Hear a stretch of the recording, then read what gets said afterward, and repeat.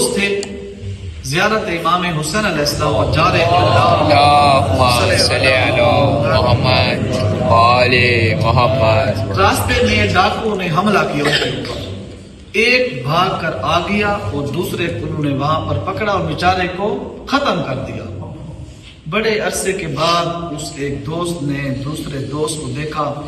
اس سے پتہ بھی چلتا ہے کہ زندگی میں انسان دوستوں کے بغیر نہیں رہ سکتا. دوست ضرور بناؤ اور دوست بناتے وقت خیال بھی رکھو.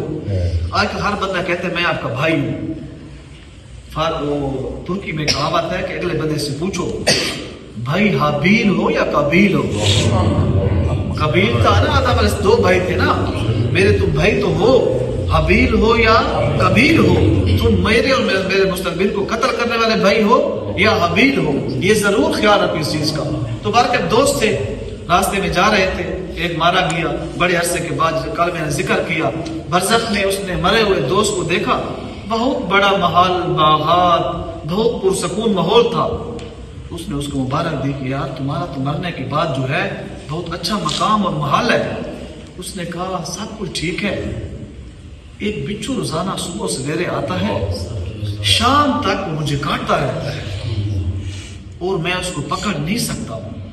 اس نے کہا جب بچھو مجھے کاٹنا شروع کرتا ہے تو مجھے باغ محلات کچھ بھی مزہ نہیں دیتا. خدا سب کو محفوظ رکھے. یہ بچھو کا جو ڈنس ہوتا ہے نا یہ بڑا سخت ہوتا ہے.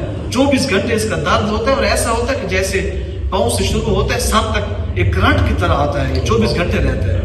بڑا سخت ہے. پھر کالا بچھو جو پہاڑوں میں رہتا ہے کبھی آپ ڈاکومنٹری دیکھیں نا یہ ٹی وی میں دکھاتے ہیں اینیملز کی. وہاں کالے بچھو کا ڈس بہت گندا ہوتا ہے. پھر اس نے کہا کہ مجھے یہ معلوم بھی ہے کہ بچھو کیسے آیا ہے. اس دوست نے پوچھا نا کہ بچھو جنت میں آپ کی اس محلات میں کیسے آ گئے یعنی اس جگہ پر جو برزخ کا سفر تھا. اس نے کہا یہ بچھو ایسا آیا تھا کہ میں ایک دن دوست کے گھر گیا تھا دعوت پر. اس نے فروٹ رکھے. فروٹس میں ایک چاقو اس نے رکھا. وہ چاقو مجھے بڑا پسند آ گیا. جب دوست نے فروٹ رکھے کچھ اور لینے کے لیے گیا میں نے وہ چاقو اٹھا کر جیب میں ڈال دیا. اس نے کہا مرنے کے بعد وہی چاقو کالا چاقو آج کالا بچھو بن گیا ہے. اس نے کہا ایسا کرو میری بیوی کے پاس چلے جاؤ.